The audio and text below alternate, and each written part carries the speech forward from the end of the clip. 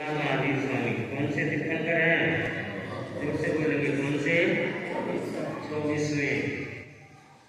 और वहां से विचरण करके सांगानेर आया, तो सांगानेर में कौन से तीर्थंकर भगवान की मूर्ति विराजमान है? जोर से बोलो, वो कौन से तीर्थंकर है? प्रथम से 24 तक का सफर मैंने क्या कर दिया है, तय कर दिया है।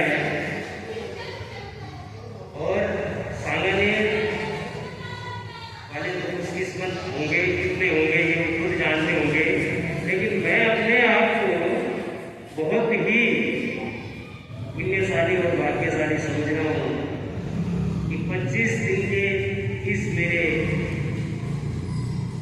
इस तरह जहाँ पे अगुष्टावास में प्रवास में, उसमें भी परिवार कितने हैं? 10। और मैं एक बार नहीं कई बार बोल चुका हूँ, जो भी यहाँ पे आते हैं कहने को 10 परिवार है, लेकिन 100 के बराबर है। तो पहली बार मेरी एज 45 ईयर्स ओल्ड है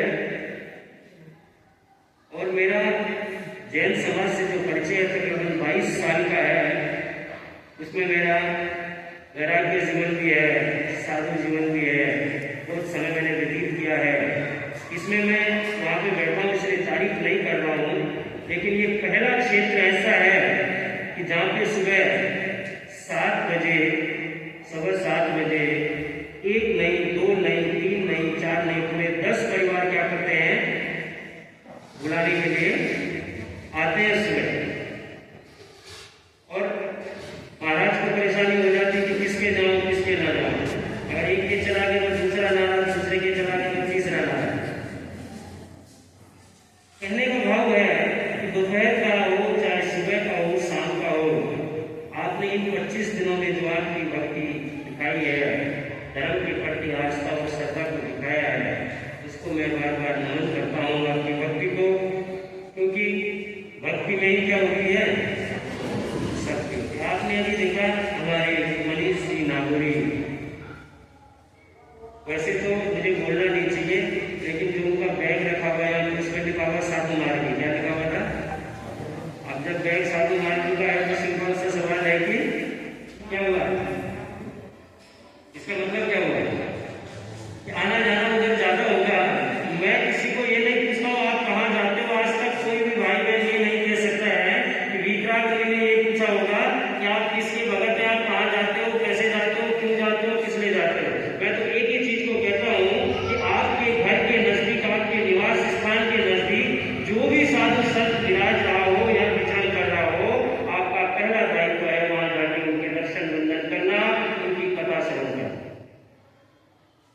लेकिन आपसे मनीष जी नागौरी जी से हमारी मुलाकात भाभी भवन चतुर्मास के दौरान हुई।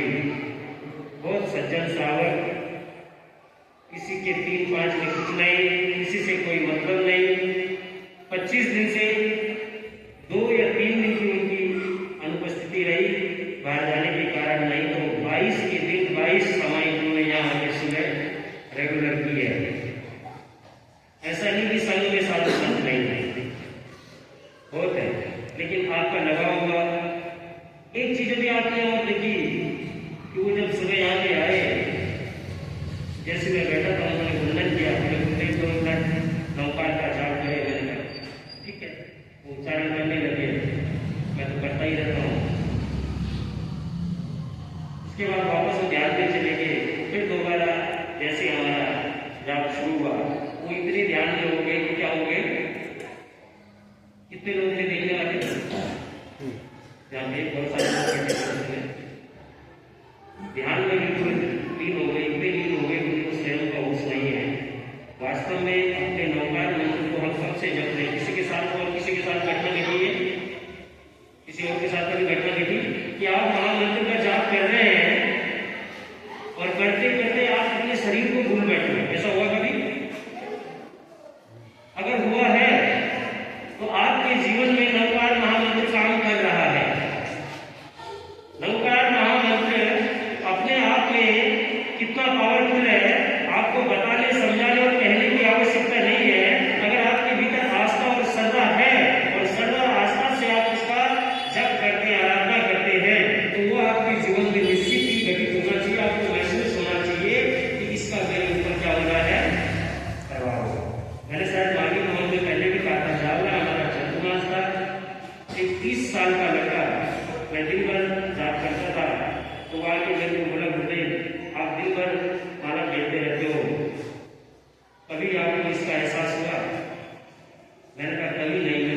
हड़पन होता है। क्या होता है? अभी बोलना थोड़ा अटपटा सा हो जाएगा, मुझे तो हड़पन होता है। बोले मैं इसको कुछ साधना चाहता हूँ, कुछ आजमाना चाहता हूँ कि महामंत्र में क्या है ऐसा। लोग बोलते तो हैं, हम जपते हैं, लेकिन इसका फायदा कुछ नजर नहीं आता। समय की बात थी, जैसे माली भवन नाडी मोहल्ला में हमारा 27 दिन की मौन साधना चली, और वो समय भी मेरी मौन साधना का शुरू होने वाला था। 3 दिन पहले की बात है, जब उसने मेरे साथ आर्गुमेंट किया, बहस की, उसके ऊपर तर्क किया नौकार महामंत्र के ऊपर, तो मैंने बोला कोई बात नहीं भाई, अगर आप ऐसा ही चाहते हो तो कभी आपने अपने पिता से पूछा कि आप मेरे पिता कैसे हैं? कभी प्रयास किया आपने पूछने का? और आपके पिता अगर आपके पिता है, और जिस दिन आपको ये भरोसा हो गया कि वो आपके पिता है, तो आपके जीवन में पिता जैसा वो कार्य करेंगे और बन के दिखाएंगे आपको। इसी प्रकार इस नौकार महामंत्र पे भी अपना भरोसा करना है कि हमारे जीवन में इसका महत्व है। वो बोला ठीक है, आप जैसे कहेंगे मैं करने के लिए तैयार हूँ। मेरा 27 दिन का मौन है, अगर आप चाहो तो आप भी 27 दिन का क्या करो, मौन साधना करें। और मौन साधना के साथ में आपका दूसरा कोई काम नहीं होना चाहिए।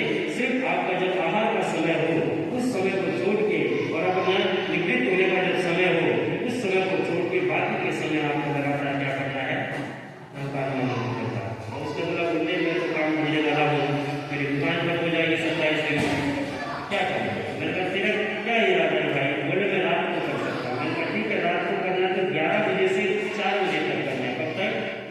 11 बजे से 4 बजे तक सुबह।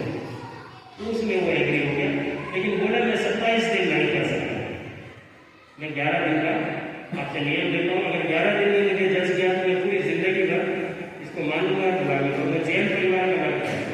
अभी हमारे कार्यक्रम में वो लोग आए थे, लेकिन भटेगा 11 दिन का नियम ले लिया मौन साधना का। शाम को सूर्यास्त होने के बाद मौन रहूंगा, और 11 बजे से लेकर सुबह 4 बजे तक नौकार महामंत्र का क्या करूंगा, आराधना करूंगा, जाप करूंगा। जैसे उसने नियम लिए शुरू कर दी, हम तो अपनी साधना में बैठ गए, हमें कुछ जानकारी नहीं है, लेकिन जो उसकी माता द्वारा, उसके द्वारा, उसके पिता द्वारा हमको बाद में सूचना मिली, और हमारा सुशील भाई के साथ में रहता है। 5वें दिन, कितने दिन? 5वें दिन की बात है, रात को 11 बजे से उसने जब शुरू किया होगा, और 5वें दिन 1:30 बजे रात को दौड़ता हुआ, भागता हुआ नीचे अपनी मम्मी के पास आता है। ये सूचना उन्होंने हमको दी। ये जैसे ही नीचे आया, इसको पूरा पसीना पसीना हो रहा है, ये घबरा रहा है, कांप रहा है। पूछा कि क्या हुआ? तो बोले जैसे ही मैं जाप करता हूँ, मुझे तो ऐसा लग रहा है कि जमीन को नीचे छूगी, लेकिन मैं उठ रहा हूँ, ऊपर ऊपर उठता जा रहा हूँ, ऊपर ऊपर उठता जा रहा हूँ। जैसे मैं जाप करता हूँ और वैसी जमीन नीचे रह जाती है, मुझे ऐसा महसूस होता है कि मैं तो ऊपर जा रहा हूँ। और 5 दिन के बाद उसने बोला मैं आप ये जाकर नहीं करूँगा, क्योंकि मैं तो आपके साथ सोऊंगा, मैं ऊपर भी नहीं सोऊंगा। तो उसके बाद 27 दिन जब तक मेरा मौन साधना रही, वो अपने कमरे में सोने के लिए भी नहीं गया। और 5वें दिन शाम को अपनी माता पिता के साथ आया होगा, जैसे यहाँ भी करते थे लोग, चिट्ठी लिखी हुई दरवाजे से अंदर डाल देते थे, उसने भी एक चिट्ठी अंदर लिखी हुई विचार में दे। मेरे 5 दिन हो गए, मुझे पता लग गया कि नौकार मंत्र कैसा है, मैं नहीं कर पाऊंगा। मेरा जो नियम दे रखा है उसको आप कैसे भी करें, लेकिन मैं 11 दिन में नहीं कर पाऊंगा।